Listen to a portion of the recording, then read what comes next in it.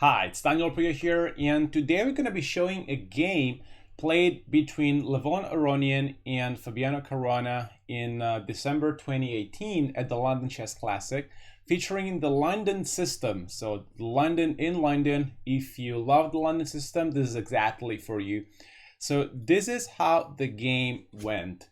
The game started with d4, of course, London system, knight f6, and bishop f4. So Levon Aronian, playing with the white pieces, is not even trying to hide his intention to play the London system. And Fabiano Caruana here answered with d5. So here's is already an interesting moment after this particular move order. So Levon Aronian is trying to avoid a quick knight f3 and is continuing with pawn to e3, very standard move in the London system, and after c5, c3. So once again, this is all pretty standard so far. Knight c6, so black is putting even more pressure on the d pawn, the knight b d2. So once again, what black is doing here is somehow hoping for white to play knight f3, because if white plays knight f3 here, this is actually pretty well known. Queen b6 immediately equalizes for black. Here, the main point is that after queen b3, c4 is the main line, and now white doesn't really want to take, because after it takes, the queen can take, and this position is really pretty good for black. If white tries to develop, black can immediately start with b5, threatening b4, improving its pawn structure, but also utilizing the pin on this open file. And if white tries to avoid that with a3, white is not in time. Bishop f5 is also a move that is coming. So this position is actually very, very difficult for white. So white normally would not take the queen on b6, but play queen c2. And after queen c2, a very well-known move here is bishop f5. After bishop f5, it looks like this bishop can be captured, but if white does that, black is going to capture the b2 pawn, and it's not possible for white to save the rook, so white would be completely losing. So here queen c1 is necessary, and this position is not really very inspiring for white. It's not lost, so white can still play on, but definitely it's got no advantage, and black can continue with knight h5, immediately putting pressure on the bishop of f4. e6 is a standard move as well. White really needs to try and arrange e4 here, but it's not so easy. So this is very uninspiring, and this is actually the main reason I believe why Aronian was waiting to develop this knight to f3. So the knight doesn't go to f3, the other knight developed first, so that now after a move like queen b6, queen b3, now this is a different story, because now the line with bishop f5 is no longer possible. So after c4, which was not played in the game, but c4 is actually the most common move here. Here, still white is not taking, because if white takes the queen, this is still not very good for white. Now, it's a little bit better than the variation we considered earlier, because this knight is already developed. So here, it's actually white to move, and white is in time to go a3, and after b5, rook c1, so it's not possible to immediately go b4. But this is really not very fun for white either, because here, black has got a very simple plan to bring this knight over to the a4 square, putting pressure on b2, and a move like bishop f5 to begin with actually makes it very hard for white to defend this pawn. So the play might continue. Say for example that white tries to neutralize the power of this bishop and starts with a move like bishop e2. This knight can immediately go back to d7 with the idea of pressurizing the b2 pawn, and let's say play continues like this. Now this is actually a very difficult position for white, very difficult to hold. After this, say black plays a6, it's really hard for white to develop naturally. A very natural move, for example, like knight f3, immediately fails to b4. It looks like this pawn can be taken in a number of different ways, but in reality, it doesn't really work, because after takes, knight takes b4, and it's impossible to take with the a pawn because of rook check, and black wins the game. So once again, this is really difficult to play for white. But after queen b3 c4, the main idea, after queen b3 c4, the main idea for white is to go queen c2. And now, of course, bishop f5 is not possible. because the knight is already developed on d2, so queen b2 doesn't trap the rook. So here what black usually plays is not the only option, but what black usually plays here is g6. Now knight h5 is also possible, and that's quite interesting because knight h5 was actually played in the game, but one move earlier. So that's why we're looking at these variations right now. So once again, g6 is the most common move here, and after g6, the idea of course is to play bishop f5 anyway, forcing this queen back to c1, back into passivity. And here the normal move for white is e4. So it's really important to avoid this bishop f5. So white usually plays e4, and the game may continue in a number of different ways, of course, but the whole point of e4 is that after something normal like knight takes e4, white can take knight on e4, and after black recaptures, a bishop to c4 regains the material, and this position is actually perfectly fine for white. So black didn't play like that. Now instead of g6, knight to h5 is also a possibility, and here white can probably continue with bishop to g5. Bishop g3 is an alternative that has been played as well. Even knight e2 with the idea of recapturing with the knight has been tried before, but bishop g5 is really the main move. And after h6, which is played pretty much all the time here, bishop h4. Now the point is that after a bishop to g5, white has got this intermediate move, bishop e2, attacking the knight. So if black takes the bishop, white takes the knight, and black is left with a poor structure. So taking the bishop it's not impossible, but it's really not very likely because black would be ruining the structure for no reason. So normally black goes back to g7 after bishop g3. Knight f5. Bishop f5 is also a possibility because the knight here now controls this square for the bishop, so bishop f5 is also possible. And here e4 is one of the main moves. Queen c1 was also played, and play may continue. Here white has got a pleasant game because this knight on g7 is clearly misplaced. So after e4, for example, white can enjoy a space advantage in the center. Black should really retreat the bishop right now because taking the bishop doesn't, taking the e4 pawn with the bishop doesn't really work because the knight can capture there as well, and c4 becomes weaker. So this position is actually pretty good for white. So Caruana tried something a little bit different here, tried to mix it up. So what Caruana did here was it didn't play c4, but actually went for the immediate knight h5. And this move was probably a novelty. So at the very least, it was never played at top grandmaster level. So I wasn't able to find any other game with this move. And what's interesting is that it may or may not be theoretically sound, but it certainly poses some problems to white. So white really needs to play precisely here. Black is threatening to grab this bishop on f4.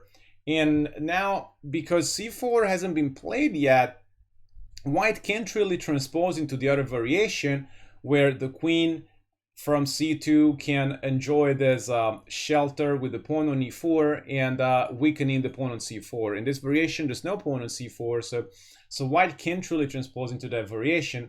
So what white decided to do here, which is actually the best move, is just to grab the queen on b6.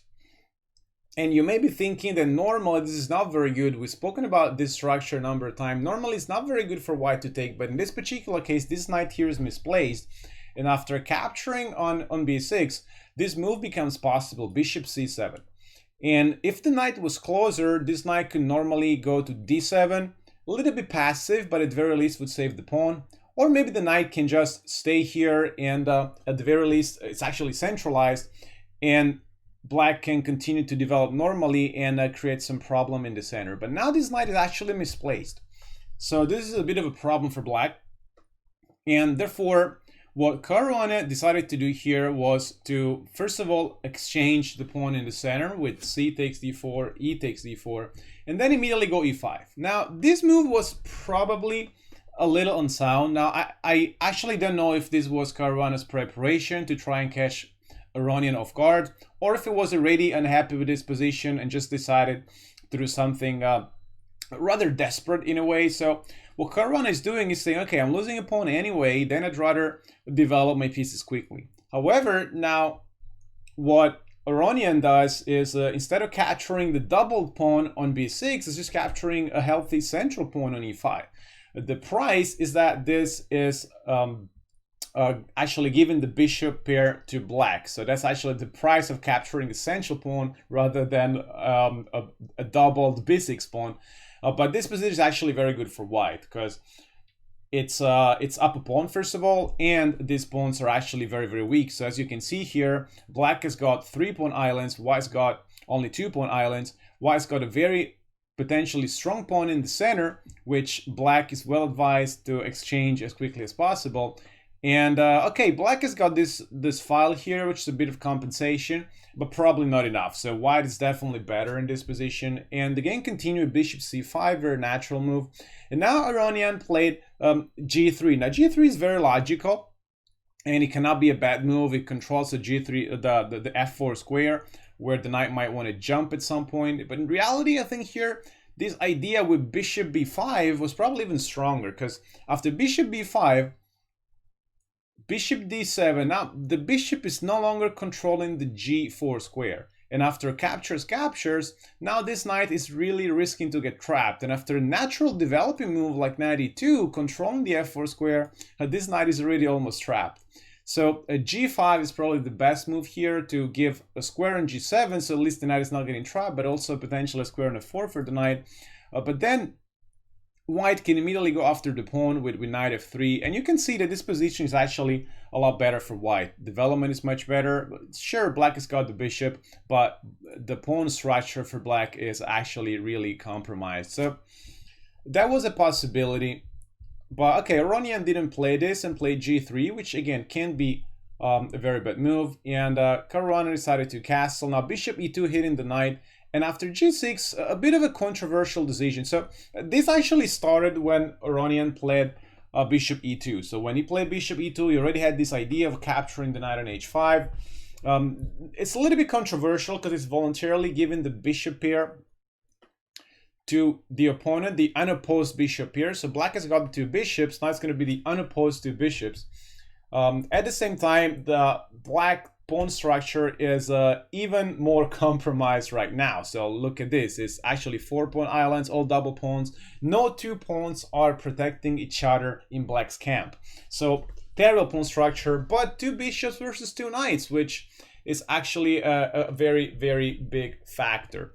So the fact that white is also up a pawn is a factor as well. So white cannot be worse. In fact, white is actually better in this position. But again, it was a very controversial decision for, let's say, by Levon Aronian here. And okay, he proved everyone wrong by winning this game eventually. But after knight f3, this is probably not the most accurate. So a lot of other moves were possible. Probably just going with the knight to e2 and then f4, pressurizing his pawn on h5 was an idea.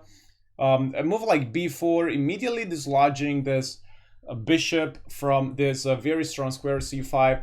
This was actually a pretty good idea. After knight f3, it's not clear if white is a lot better, because after the move f6, which was not the only move, by the way, bishop h3 was also interesting, but the point is that right now white has got 2 knights and these 2 bishops are actually pretty strong. So what's going to happen from now on is that black is going to try to hold in this position, and with a move like f6, it's really trying to open up the position. Remember, if you got the 2 bishops, especially if your bishop pair is unopposed, you want to really open up the position so that they get more squares to work with, to operate from, and to control, because the knights usually like blocked positions. However, if white wants to win, then it's got to do something, and to find a way to break through might sometimes involve opening up the position. So again, it's not so easy to convert, but now finally Aronian plays b4 and continues by actually giving the pawn back. So Aronian realizes that opening up the position is not a very good idea, once again because of the bishop here and because of the active rooks as well. This rook is already on a semi-open file. This rook is potentially ending up on another semi-open file. So Aronian decided to keep the file closed and giving back the extra pawn.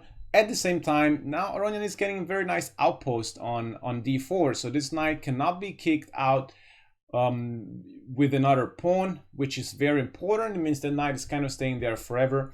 And Aronian in this case supporting the knight with the other knight. Once again, different moves were possible here, different maneuvers and so on. An interesting maneuver, for example, would have been knight f1, knight e3, putting more pressure on the d5 pawn and potentially putting a knight on f5, which is a very strong square as well. So this was another possibility, but Aronian didn't go for that. Aronian decided to go for knight 2 to b3. And black is going f5. So once again, white is trying to block the position with f4.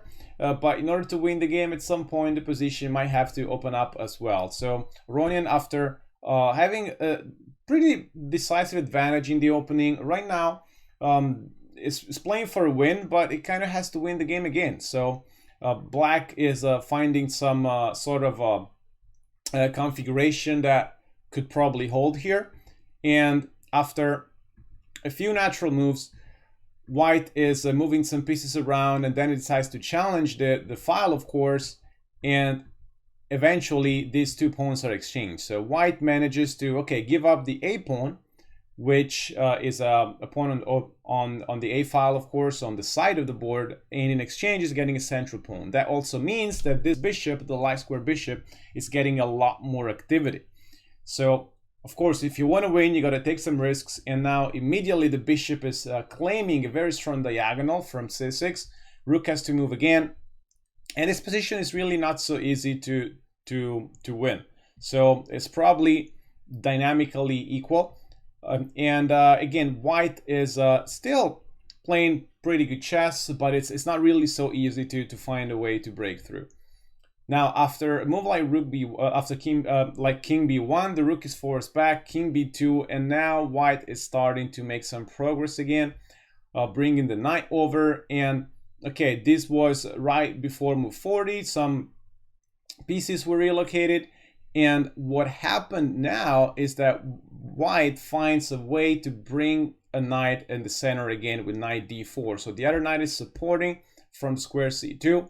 And now black needs to decide, maybe just giving back one bishop would be a possibility. But black decides to keep the bishop here. And now it's when things start to become difficult. So probably just giving back one bishop was better now. Because as you can see later on in the game, black is forced to give back the bishop anyway, but under worse circumstances. So this knight still maneuver, and right now this bishop is going to e7, and after the other knight going to d4, now c5 is also a nice outpost for the knight.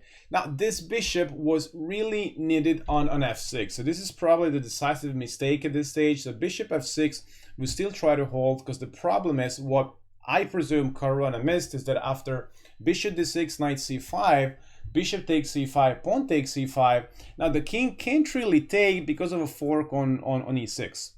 So this is actually becoming quite difficult to play for black.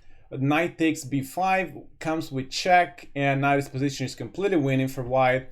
So let's look at Aronian's technique here. So this knight is much stronger than this bishop. This bishop is actually on a very nice square, but it's got nothing to attack. As you can see, every single white pawn is on a dark square, which means that it's really not so easy for black to find a target. And after takes, obviously if the rook takes here, then this pawn will fall. But now white realizes they can just capture the pawn with the king eventually. So white plays c4, and this rook ending is actually winning for white. Now the thing is, Aronian's technique was very interesting, probably not fully sound, but right now this ending is completely winning. And now a move like f5 would be very direct, for example, just going, pushing the passed pawn, very natural move. So f5 would probably be the fastest way to win. Aronian decided to go rook b3, which is also a very good move. And now goes back to c3. So for black, it's not very easy to find a way to make any progress towards a potential draw. White is completely winning, of course. But now a series of moves is played, and Aronian's technique might actually be not perfect. Now white is still winning here, but after takes, all of a sudden the king is supporting this pawn and the rook starts checking all over the place. And right now it's not completely clear. After h6, white is probably still winning, but it's not so easy as it was before.